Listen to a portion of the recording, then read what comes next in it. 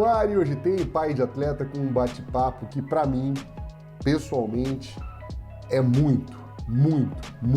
muito especial. É um cara que eu tenho como exemplo nessa função de pai de atleta. Tive a sorte de conviver com ele um tempo, de aprender muito com ele, mesmo antes de saber que eu ia ser pai de atleta, mas é um cara que desempenha essa função de pai de atleta, na minha opinião, de uma maneira brilhante.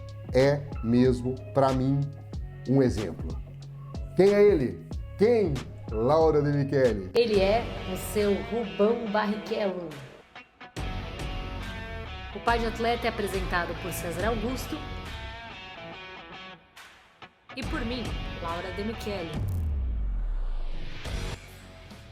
Minha primeira pergunta é a seguinte, Barrichello é um nome que faz parte da história do automobilismo, mas nem sempre foi assim. Então eu queria saber como foi que tudo começou. Bom, o Barrichello realmente hoje ele é conhecido não só no Brasil como fora do Brasil, principalmente na Itália. Mas assim, ele só aconteceu porque o Rubinho entrou para o kart disputando com o Fittipaldi. Isso que projetou o Barrichello. Não tem antecedente Barrichello que corra. Você? Não, meu negócio sempre foi futebol. Eu nunca corri com nada. Os irmãos da dona Ideli, eles foram pilotos, o Darcio e o Laércio, e esse genzinho vem da família dela. Tá. E quem foi que apresentou o kart pro Rubinho? Então, o Rubinho, nós sempre moramos em Interlagos, os meus falecidos sogros, eles moram bem no S do Sena, então o Rubinho sempre teve acesso à pista e nós tínhamos depósitos de materiais de construção também em frente ao Portão 7. Isso fazia com que ele vivia na pista e acompanhando tudo que era automobilismo.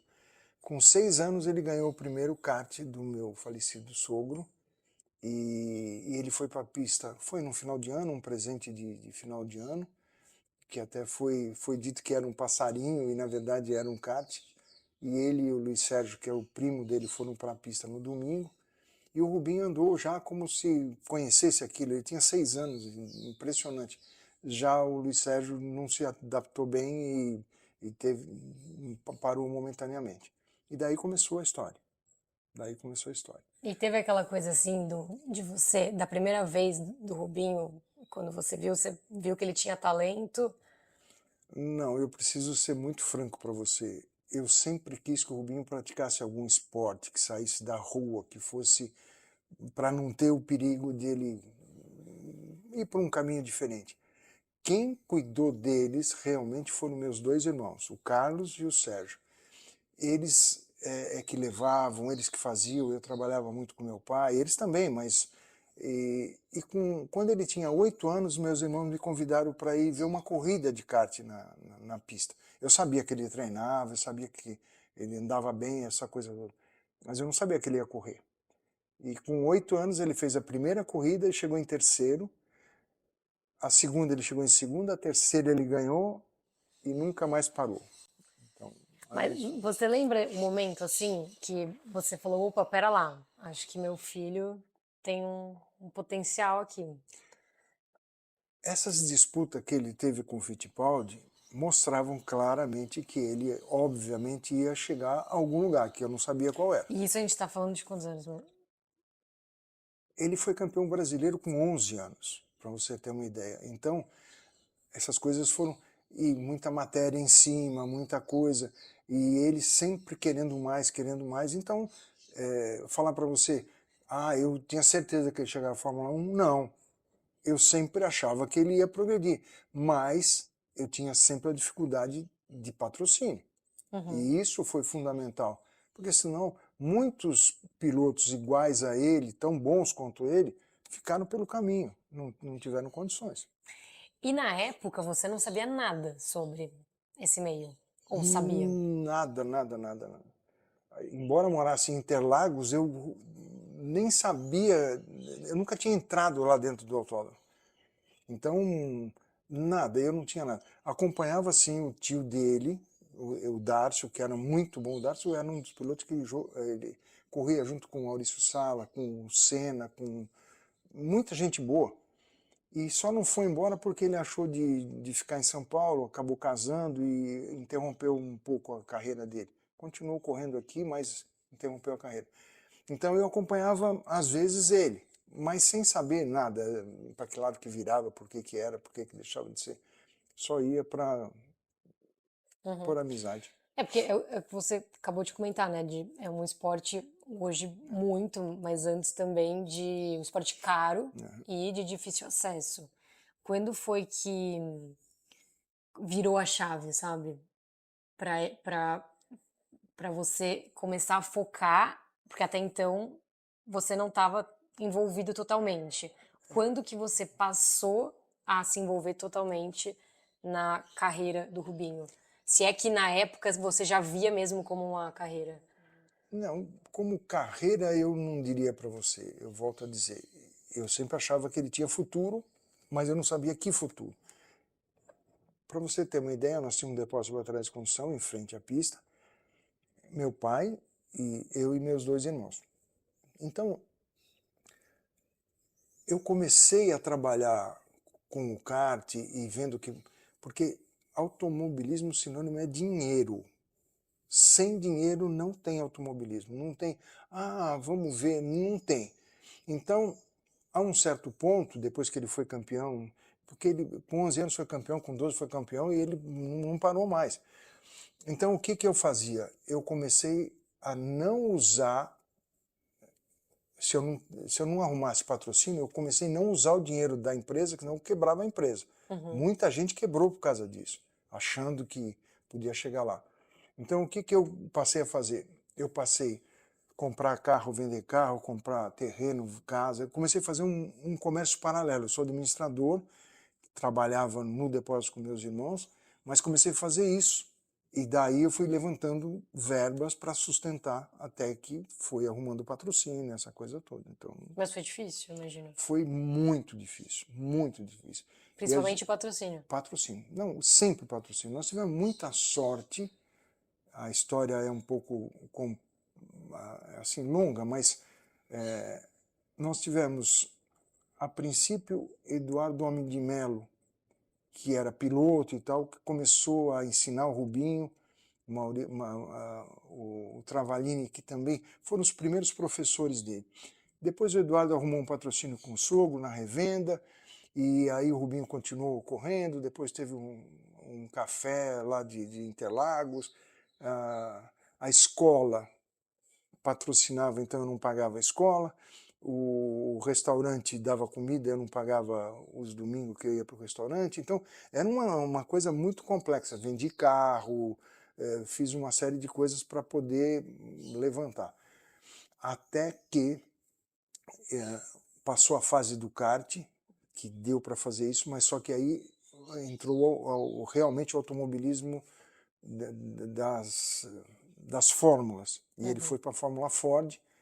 Aí a coisa começou a ficar muito mais difícil ainda, porque aí o dinheiro era muito maior, e por muitas vezes eu falei, filho, nós vamos ter que parar, porque não tem, mas pela competência dele, por sorte, por empenho da gente, a gente conseguiu alavancar isso.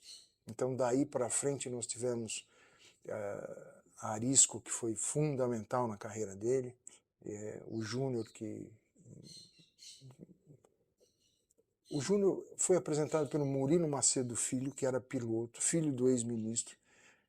O Murilo ia embora para a Inglaterra e falou para o Júnior, sabe o meu patrocínio? Dê para esse moleque que ele vai chegar na Fórmula 1. Aí sim ele tinha convicção plena disso. E o Júnior pegou aquilo que dava para o Murilo, que foi embora para a Inglaterra, deu para o Rubinho. Aí o Rubinho foi ganhando tudo com o patrocínio dele. Chegou num ponto que o Rubinho tinha que ir embora para a Europa. E o Júnior disse, puta, mas eu não exporto nada, eu não tenho nada para fazer com... E aí foi quando eu, por uma dessas luzes, tive uma ideia. Eu falei, quer fazer um contrato de risco comigo? Nessa altura, quem também foi muito influente foi o Davi Cury, que é dono do Almanara. que também é muito amigo, sócio do Júnior Darisco, em que falou, investe nele porque esse moleque chega lá. E eu propus esse contrato de risco com ele. Qual era o contrato? Ele investia, na época ele tinha que investir 5 milhões para poder chegar na Fórmula 1 e a gente devolveria esse dinheiro em patrocínio, em exposição da marca Arisco no carro. Só uma dúvida, esse cálculo, assim, como que Não, você mas isso tinha... era fácil de saber, porque a gente tinha os contatos lá fora. Então, quanto custa para correr na Opel, quando foi onde ele começou? Ah, custa X na equipe. Mas aí eu tenho viagem, eu tenho hotel, eu tenho comida, então tem um Mas valor. nessa época você já tinha manager? Não, aí eu fiz tudo Por conta, sozinho. tá. Toda essa parte.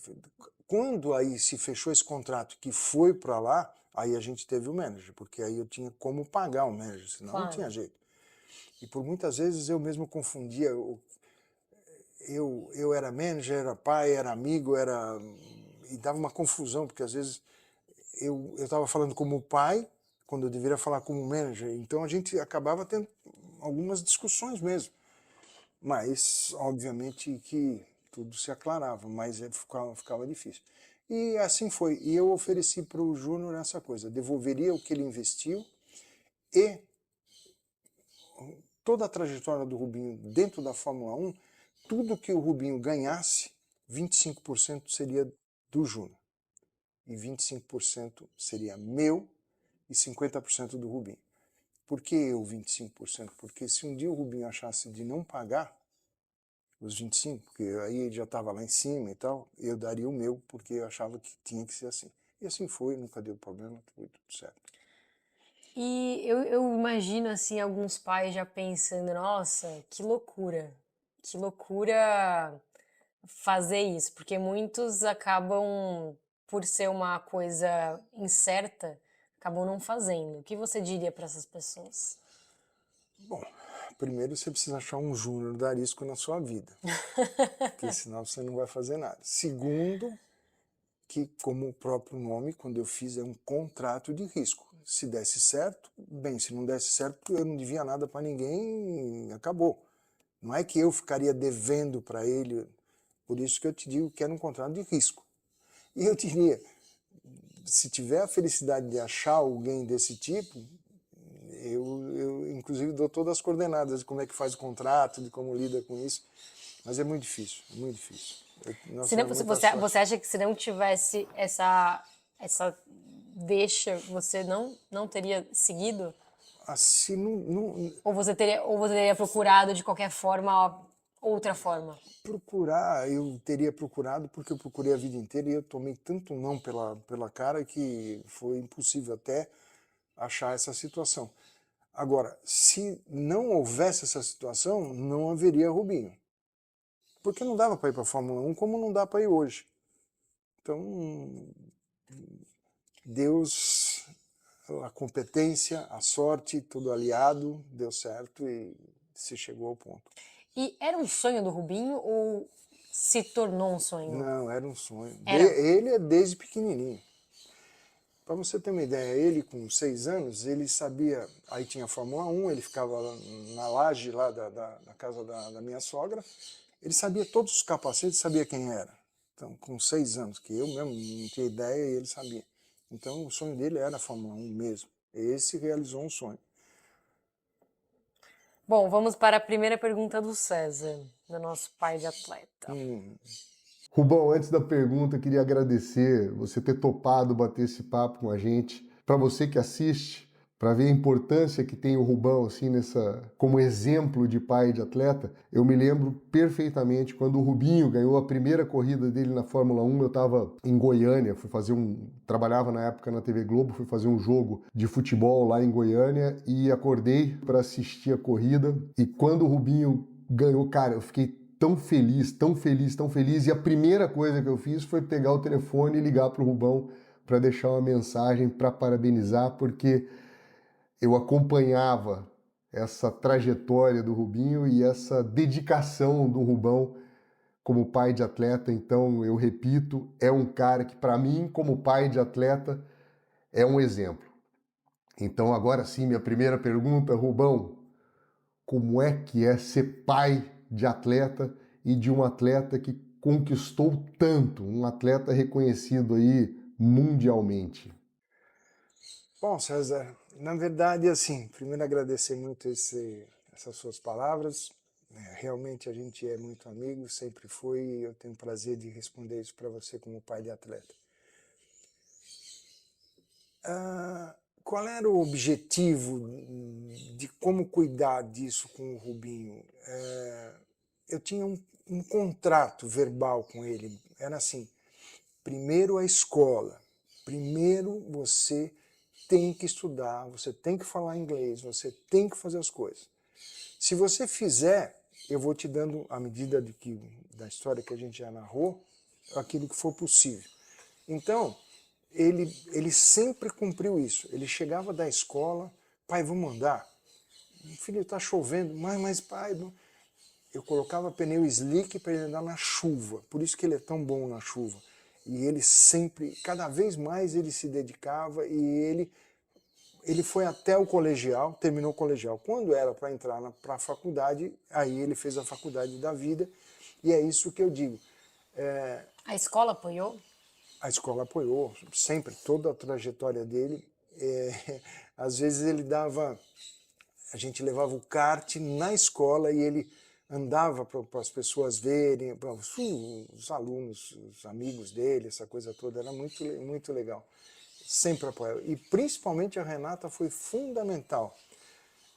Ele corria, não tinha, às vezes tinha que viajar e tal, então a Renata preparava as coisas. A Renata foi a professora dele. Uhum. E a diretora, a dona Camila, foi mais ainda, porque tinha um filho também atleta e sabia muito bem do que se tratava. Então, o que eu digo e recomendo assim, hoje se confunde muito, às vezes nem é o filho que quer chegar numa Fórmula 1, é o pai que quer que ele chegue. Então, fundamentalmente, a escola, a instrução, não deixar com que simplesmente porque senão para com tudo e fica no automobilismo. Hoje é fundamental que a pessoa tenha a visão do futuro, que não pode ser um piloto de Fórmula 1, pode ser que não seja. E aí sobre a Renata, porque é isso, você é pai de dois, do Rubinho e da Renata, que é 5 anos mais nova, né? Exato. E como que foi esse processo para ela, de ter um irmão, e aí, sobretudo, na verdade, é mais uma visão de você como pai, né? Então, um filho que começou a fazer sucesso e, ao mesmo tempo, você tem uma filha, né, com a sua individualidade. O que você fez como você dividiu essa atenção e como foi a sua visão sobre ela nisso? Aí são duas coisas, primeiro, fundamentais.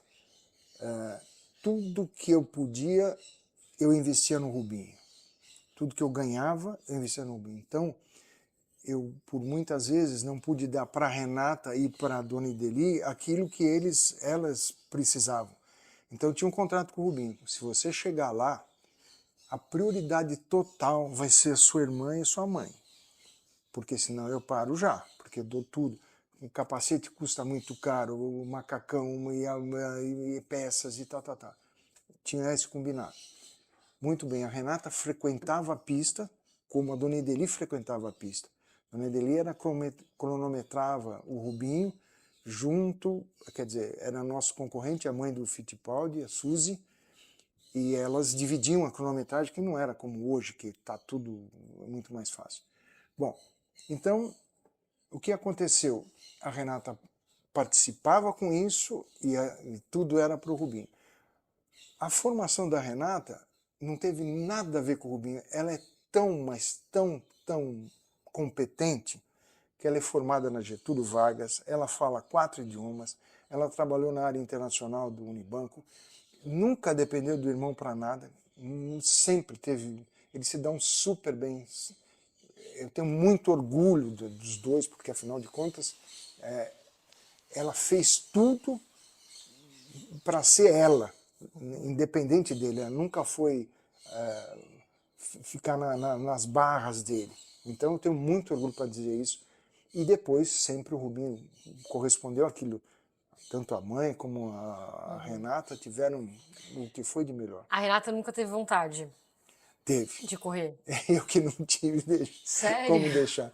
A Renata participou só de uma corrida uma vez, dessas que corriam as mães, e ela chegou em segundo, disputando. Ela sempre quis muito, muito, muito, mas aí se não, já quase não dava para um, não daria para dois, de jeito nenhum. Então, Mas por toda a complexidade É. ou por não, ter por toda a complexidade, eu não teria tempo para os dois. Tá. Ela é 5 anos mais nova, e aí teria que começar tudo. Eu não tinha, era fora de propósito. Tá, e pelo que. Essa vontade dela veio depois do Rubinho já inserido nesse cenário. Com certeza. Até porque a mãe também, a Dona Ideli, dirigia também. Essas provas onde as mães, a Dona Ideli andava muito bem, então o genzinho vem da família Ela dela. andava muito bem de kart, carro, de kart. kart. Que legal. Eu corria que nem louco atrás dela, porque não sabia onde é que ela ia. Mas foi tudo ótimo. E o Eugênio vem de lá mesmo, a família dela. E pelo que você fala, assim, pelo que eu tô sentindo, parece que foi um processo de muita maturidade, tanto de vocês quanto da Renata receber isso, do tipo, tá, é do meu irmão e meu processo é outro. Mas sem dúvida, eu sempre fui muito amigo dos meus filhos, sempre. As conversas foram sempre muito abertas, com muita honestidade, sem mentiras, sem nada. Então tudo a gente fazia em família e deu certo por causa disso. Legal. Dona Ideli, a Renata, eu, o Rubinho, se sabia exatamente como era. E minha família também, meu pai e meus 2 irmãos colaboraram imensamente com isso.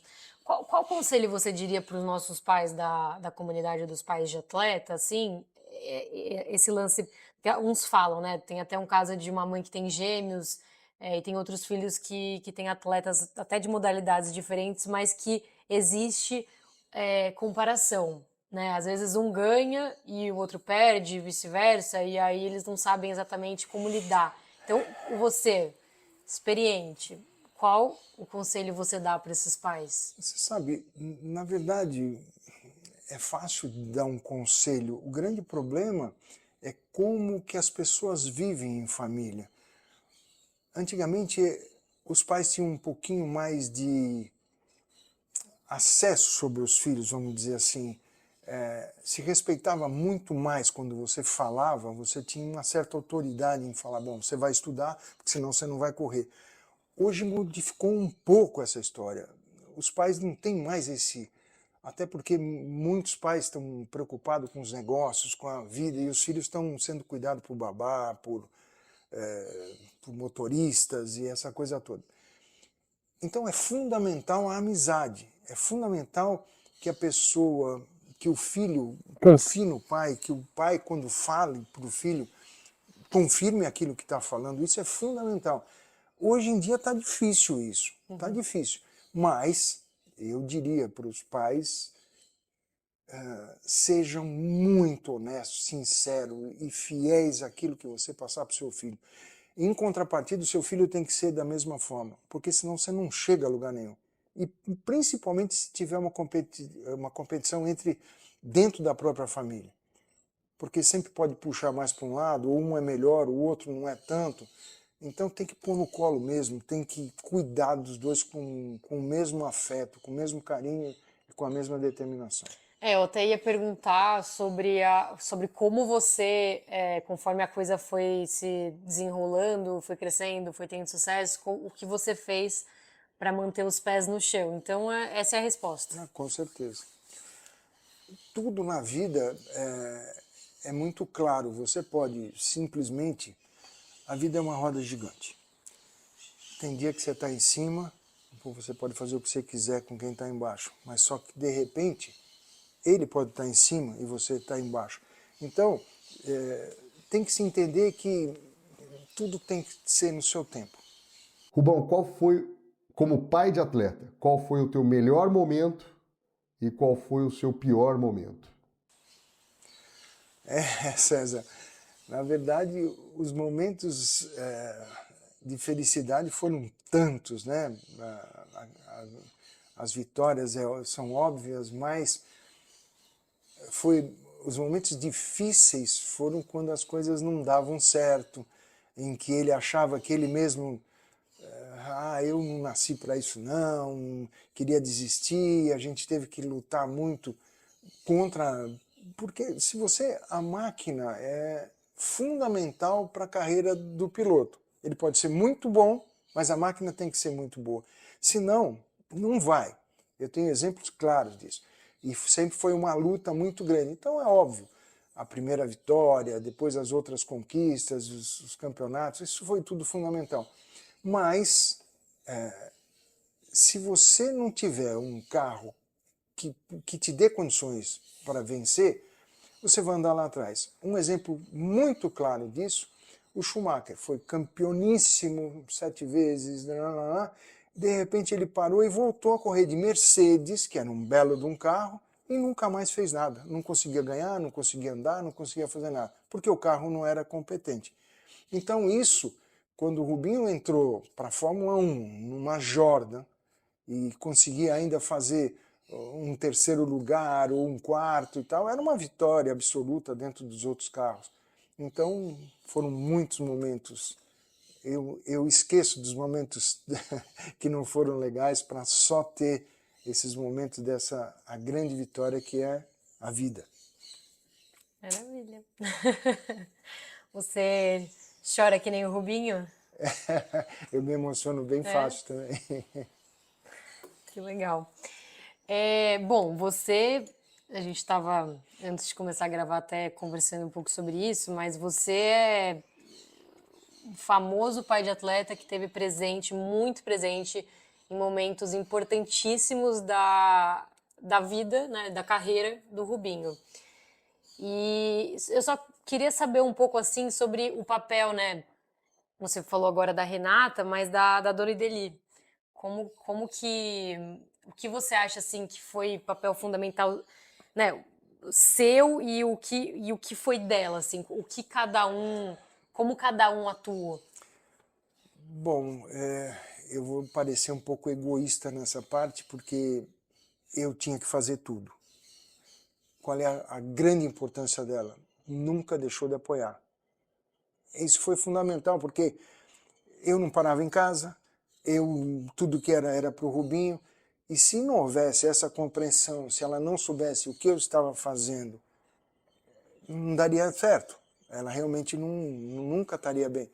Então, fundamentalmente, a grande importância da Dona Ideli é exatamente de ter apoiado sem querer saber nada. E o resto foi eu que tive que fazer, porque era a minha parte. E como é um esporte muito perigoso, vocês tinham assim medo, medo de ao ponto de querer que o Rubinho parasse? Não, medo sim, com certeza absoluta, porque é um esporte de risco. Hoje os carros são muito mais perfeitos, seguros e tal, mas obviamente os acidentes podem acontecer, sempre se tem medo, não tem como não ter. A única coisa que eu sempre fiz foi rezar para todos, que não houvesse acidente. E se houvesse, que seja só da forma de prejuízo material, que os pilotos saíssem inteiros. E ela também não tinha medo? Como ela... Não era um medo que paralisava? Não, ela se baseava muito no que se eu transmitisse medo, ela ficaria muito mais. Mas eu tinha o Rubinho estava na Europa, eu falava com ele, incentivava e fazia as coisas, mas quando desligava eu chorava mesmo, porque era muito tenso, era muita coisa, mas sem que eles percebessem. Tá. Nem a Renata e nem a Dona Ideli. Qual que é a sensação de ver o seu filho correr? Dá para descrever? Hoje a sensação do perigo ela existe da mesma forma. Por tudo que nós passamos o Rubinho começou a correr com 8 anos, ele tem 52, são 44 anos que ele corre. E corre de tudo. Se tiver motor e roda, ele está correndo. Então hoje, para te ser bem franca, com ele eu não tenho tanto assim eu tenho mais com meus netos, porque obviamente ele sofre pelos filhos, a Renata sofre pelo filho, porque são os 3 que correm, e eu sofro por todo mundo. E muito mais ainda pelos pais, não tanto pelos netos. Então hoje a situação é um pouquinho... Pelos pais, por sentir o que eles a estão atenção deles sofrendo, pelos filhos. Pelos filhos, com certeza. Isso aí é que me deixa mais tenso, é pensar na Renata sofrendo pelo filho e o Rubinho pelos 2 dele. Então, aí é que eu sofro um pouquinho mais. Eu ia perguntar isso no final, né? Mas agora que você deu a deixa. Rubão, pai de Rubinho, do piloto Rubinho. Rubão, avô de 3 pilotos. Qual que é a diferença? Então, existe a diferença, como eu acabei de colocar, pelo sofrimento que eu tenho pelos meus filhos. Em compensação, existe um equilíbrio muito maior, porque eu já vivi tudo isso. Eu sei o que é, eu sei como é que ganha, como é que perde, como realmente deve saber ganhar, como realmente deve saber perder, como quando eles perdem você tem que colocar no colo, mas em seguida analisar aquilo que foi errado, por que que perdeu, por que que fez isso, porque senão só passar a mão na cabeça você não chega a lugar nenhum. No primeiro instante você tem que pôr no colo, mas depois você tem que realmente achar onde estão os problemas, se é do carro, se é do piloto. Então eu diria para você, existe um equilíbrio maior da minha forma de ver, porque eu já vivi isso tudo.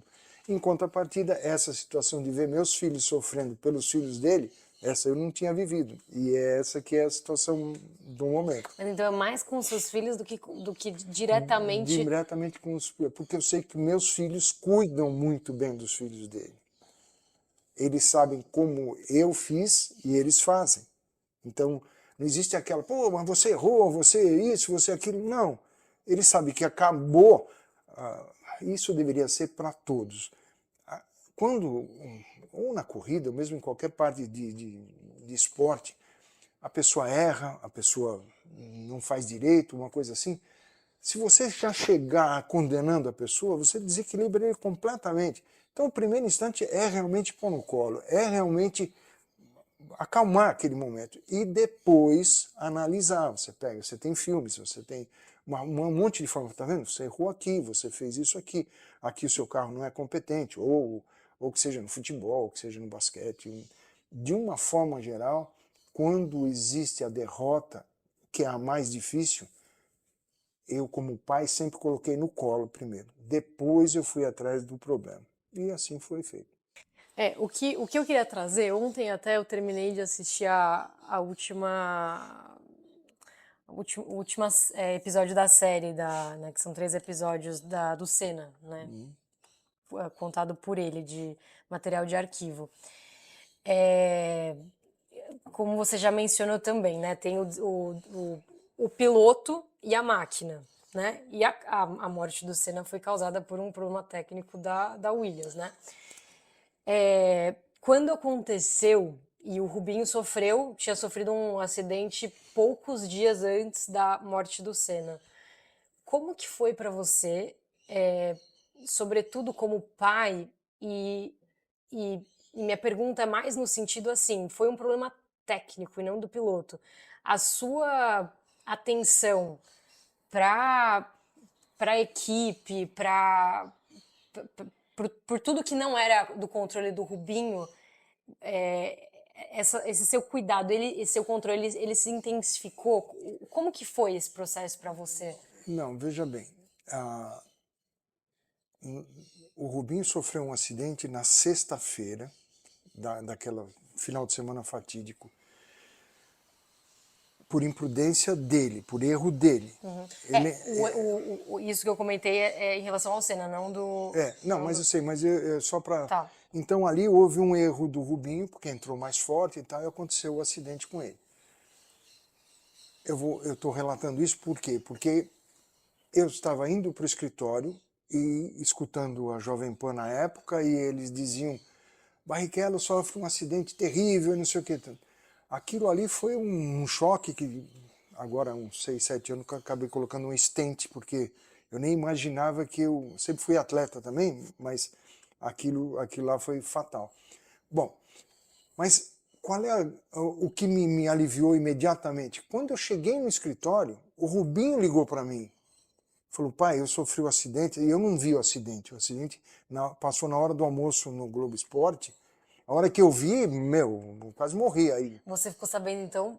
Eu fiquei sabendo pelo rádio, mas o Rubinho me ligou dizendo, pai, eu tô bem, machuquei o braço, o nariz, eu tô indo pro hospital, mas tranquilo, eu tô bem, pai. Aquilo...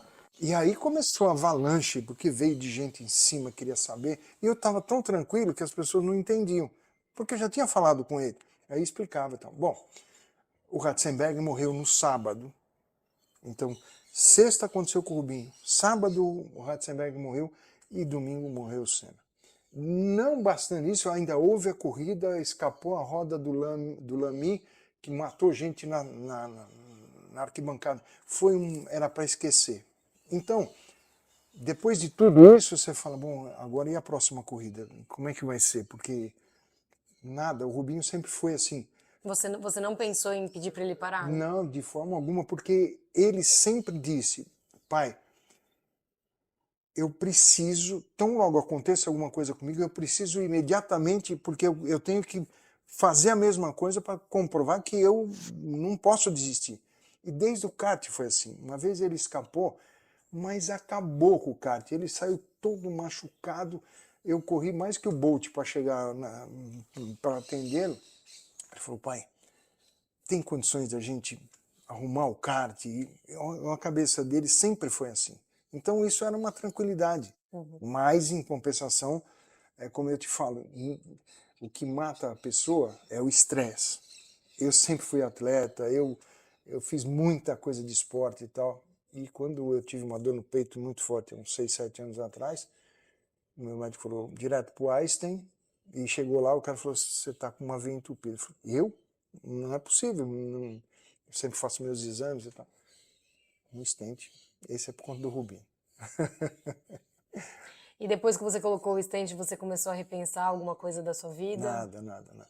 A única coisa que, isso é uma coisa mais particular, é que eu tô lá conversando com o médico, um stent é como obturar um dente, é muito tranquilo. Eu tô lá conversando com ele perguntando da Ferrari, não sei o que e tal. Eu nunca fui alérgico a nada. O raio do médico fala, olha, eu vou injetar o iodo porque é uma tela que você está vendo no seu coração. Cintilografia, né? Eu tive um choque anafilático. Aí quase que dali eu não saí. Se eu não estou no Einstein, eu teria realmente... Aí eu vi aquela luzinha que eles falam lá no fim do túnel, só que os médicos, foi fantástico, me salvaram. Mas eu falei com Deus mesmo, porque eu sou muito amigo dele, converso com ele todo dia, até enche a paciência dele, falei, ó, nós não combinamos assim, eu estou pronto, tudo resolvido, mas nós não combinamos que seria desse jeito. Ele deixou eu ficar um pouco. E que assim seja. Que assim seja. Você sempre, então, confiou muito na equipe? Isso é fundamental, confiar em equipe, porque eu sempre disse para o Rubinho, se a coisa não vai bem, não chegue chutando o pau da barraca com os mecânicos, com a equipe e tal. Por quê? Se eles quiserem largar um parafusinho desse tamanho que não custa nada solto, você se mata. Então, seja amigo deles, seja companheiro deles. Ganhe junto e perca junto, mas não... Então você tem que confiar. A mesma equipe, infelizmente, às vezes não é da grandeza que você esperava. Mesmo na Stock Car, o Rubinho está numa grande equipe, mas tem equipes melhores, e que se ele tivesse naquela equipe, ele teria ganho muito mais campeonato. Mas não importa, ele é fiel a essa equipe, a equipe que deu condições a ele. Então, confiar, você tem que confiar. Você lembra quando foi a primeira vez que você deixou ele dirigir um carro normal? Ele dirigiu desde sempre. Desde sempre, quantos mas anos? Sozinho, não. Não, com 13 anos, ele era campeão brasileiro pela 5ª vez com 13 anos. Então, pois é. Só que ao mesmo tempo, ele legalmente na rua não pode dirigir. Não podia, então ele dirigia comigo, mas Você deixava. Não tinha como não deixar. Então. Ele era... Provavelmente ele dirigia melhor do que eu mesmo, porque, óbvio, tanto conhecimento. Então, até esperar ele ter 18 anos foi um sacrifício, porque aí eu tive que segurar muitas vezes. Quando ele queria sair sozinho. Sozinho, e aí foi uma luta que acho que todos os pais hoje em dia passam pior ainda, né? Mas nunca pegou um carro escondido, nunca fez nada errado. Mas insistia demais, que, pai, mas eu vou na escola, é só ali, isso. Aí a briga foi intensa. Mais uma pergunta do César.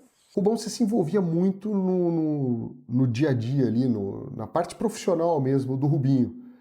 E como é que você fazia para dividir isso? Para ter o lado pai e para ter o lado, eu não diria manager, mas era meio que uma coisa meio completa. Era um manager, um consultor, como é que você define essa sua função? Primeiro, como você define essa sua função junto ao Rubinho? E como é que era dividir esse lado pai de atleta com esse profissional que acompanhava o Rubens Barrichello? Bom, César, eu até estava falando aqui exatamente sobre isso. Eu era, na verdade, o pai, o manager, o amigo, o consultor, o que você quisesse. E muitas vezes eu acabei atravessando. Eu deveria falar como manager, falava como pai, ou como amigo, como manager. Às vezes a gente acabou tendo algum atrito. Tudo isso em função de que eu não podia ter um manager, eu não podia ter... Eu tinha que ser tudo isso porque eram as condições que a gente tinha. É o grande problema do automobilismo, do dinheiro, que eu sempre bato nessa tecla que automobilismo sinônimo de dinheiro. Então, depois, quando a gente começou a ter os managers, aí as coisas começaram a ficar diferentes. Mas por muito tempo foi muito duro ter que fazer tudo e eu mesmo confundia as bolas às vezes. Infelizmente era o que a gente tinha. E tinha alguma função que você falava, pera lá, isso daqui é meu, isso daqui eu não abro mão, que você não dividia? Não, ali a gente fazia tudo na conversa com o manager. Bom, vai correr nessa equipe, é isso que você quer? Então tá bom, vamos pegar, vamos lá fazer o contrato, vamos falar com o advogado, blá, blá, blá, blá. Era uma coisa consensual, não era eu que queria que ele fosse, eu nunca quis nada. Quem tinha que querer era ele, porque era ele que ia fazer. Haja visto que é uma particularidade. Um belo dia nós estamos em Ipatinga, correndo um brasileiro de kart, e o Rubinho, que sempre andava na frente e tal, não andava naquele dia. Não ia. Isso foi uma coisa muito interessante. Tinha uma curva que era feita pelos pilotos Negri, na época russo, gente da classe A, ele era B, que faziam de pé cravado. E ele não fazia. Eu nunca fui piloto, mas eu sempre fui muito observador. Eu ia ver essas coisas para poder passar para ele. E uma dessas daí eu falei para ele, Rubinho, os caras fazem aqui de pé embaixo e você não faz. Ele virou para mim e falou, pô, você acha que é fácil? Então senta aqui. Eu juntei ele pelo pescoço e falei, é a última vez que você fala comigo assim. Porque eu nunca pedi para você dirigir, eu nunca quis nada de você, e a próxima vez eu largo você aqui e vou embora. E você não vai me ver mais na pista. Acabou o mundo aquele dia lá. Ele foi lá e fez o primeiro tempo, porque ele fez. Então, essa foi uma das coisas que eu nunca esqueci, ficou gravado, porque ele nunca foi desse jeito comigo e sempre tem a primeira vez, né? Então é por isso. Você diria que você era um pai bravo? Austero, sim. Austero, sim. E hoje? Eu continuo sendo. Eu sou muito justo, eu gosto das coisas certas. Você arranca de mim o que você quiser, na boa, dentro da legalidade. Agora, se eu ver coisa errada e você quiser ainda continuar com coisa errada, eu sou bravo. Você vê o Rubinho e a Renata sendo que nem você e a Dona Edeli, assim, para os filhos? Você já presenciou? Porque às vezes tem um pouco disso, né? Às vezes a gente pode até reclamar dos nossos pais e tal, mas a gente acaba muitas vezes replicando alguns comportamentos. Você já viu, assim, o Rubinho, a Renata fazendo alguma coisa de vocês? Na verdade, tanto o Rubinho como a Renata, o Rubinho que cuida dos filhos diretamente, não tem ninguém mais, é ele mesmo. Não que a Silvana, a ex-mulher dele, não participasse, mas era como a Dona Ideli. Acompanhava, apoiava, mas... E a Renata ao contrário, porque a Renata, ela é como eu fui, como o Rubinho é, porque o Cris, que é o marido, ele é piloto de avião e ele mora no Catar. Então ele vem cada 15 dias só, então ele não tem como cuidar diretamente do filho. E a Renata que faz isso, porque a Renata também foi manager do Rubinho em uma certa época. Então ela tem essa expertise, entendeu? Então é por aí. Então os dois puxaram uma característica sua de tomar a frente. Tomar a frente. Na minha opinião, hoje já faz um tempo, já o cara que é famoso, tanto o artista quanto o atleta, ele acaba sendo tratado pela mídia em geral, o entretenimento, o jornalismo, como um personagem. Meio que ninguém considera que esse cara tem uma família, ele é um personagem, só que ele é um personagem que existe na vida real. E daí muitas coisas são faladas, eu acho que mesmo sem pensar, muitas críticas são feitas que são ofensivas, né? Mas que são feitas porque a pessoa faz aquela crítica achando que é um personagem. Isso está até mais pesado hoje na rede social, porque todo mundo chega ali, escreve o que quer, mas isso sempre houve. O Rubão queria saber, o Rubinho, por exemplo, ele passou muito disso, de tirarem sarro, Como é que era para a família, cara? Como é que era para você como pai de atleta? Ele já falou sobre isso, dele não gostar disso e tal. Mas como é que era para você ver tudo isso que era feito com teu filho e ver o sofrimento do teu filho em relação a isso? Bom, César, eu passei muito para o Rubinho não devolver aquilo que estava sendo feito. Por quê? Quanto mais você faz, mais aquilo vai para frente. Então, é claro que a gente sofria, é claro que você tinha vontade de esganar quem fosse. A gente só processou uma vez a Jovem Pan, porque tinha aquela história de correr atrás do alemão, e eles levaram para um efeito que era muito pejorativo. Nós ganhamos a causa, o Dr. Luiz Carlos Ranieri, nosso advogado, ganhamos a causa. A Jovem Pan teve que se retratar publicamente, teve que... O valor, eu falei para o juiz perante os advogados, doutor, eu não quero nada, nós temos um instituto, aquilo que o senhor determinar que seja revertido para o instituto, não é vingança por dinheiro. E imediatamente ele mandou com que a Jovem Pan fizesse isso, e como a gente mexia com as crianças, a Jovem Pan teve que vender para angariar fundo para as crianças de cadernos, lápis e tal. Foi uma grande vitória. Nosso advogado é super competente, é um irmão meu, Dr. Luiz Carlos Ranieri, vencemos essa batalha. Mas, Rubinho, não devolve as críticas, porque senão a coisa piora. É claro que o sentimento era muito grande e assim foi feito, muito raramente. E ele, muito inteligentemente, até participou dos programas do Cacete e Planeta, aquelas coisas depois, e as pessoas foram vendo quem era o Rubinho. Hoje ele é respeitado até por tudo que foi feito, por muita gente que não gosta dele, ninguém é perfeito, ninguém pode gostar de tudo, mas a vida dele é muito diferente hoje.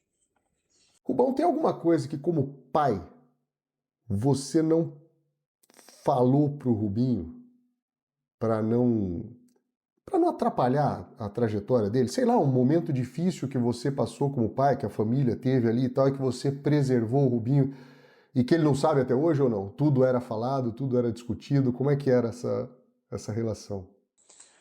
Não, César, sempre foi muito discutido em família, muito junto, e é isso que eu, inclusive, passei e passo para os pais que puderem, tenha sempre tudo na mesa, claro, tem que ser discutido tudo, porque senão uma hora vai acabar sobrando uma coisa que não foi falada, ou foi omitida, ou foi...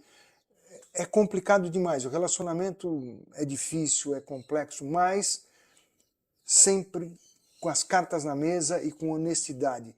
A verdade tem que sempre imperar, porque senão, uma hora, a casa cai. Então, eu, graças a Deus, não tenho nada escondido dele, ou nem ele de mim. Ah, não, ele tem sim. Quando ele dá umas fugidinhas com a moto e não me falava. E você ficou descobriu depois como? Eu descobri porque eu sempre fui uma pessoa muito Ah, não, amiga. ele tem sim. Eu sempre fui uma pessoa amiga de todas as pessoas. E aí, eu vi o Rubinho andando lá e tal. E ele sempre isso, ele tinha, pai, mas como é que você sabe de tudo? Sou bem, então não faça errado porque eu descubro. Rubão, se tivesse que fazer tudo de novo, você faria alguma coisa diferente? Não faria absolutamente nada diferente, porque a gente deu muita sorte, muita gratidão a Deus por tudo. Não, até porque nós conseguimos chegar onde nós precisávamos chegar. A gente saiu do nada para chegar a essa pessoa, e não só porque o Rubinho chegou a ser um ídolo internacional, uma pessoa, uma personagem, um cara, mas ele levou os Barrichellos a um outro nível. Hoje é diferente por tudo, por ele, mas obviamente por tudo aquilo que a gente conseguiu junto, em família, chegar onde nós chegamos.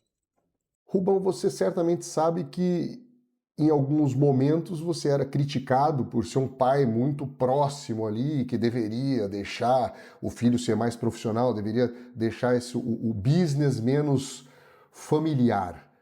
Como é que você fez para manter isso, para manter a sua convicção, para não dar ouvidos para as críticas? Aí é muito interessante porque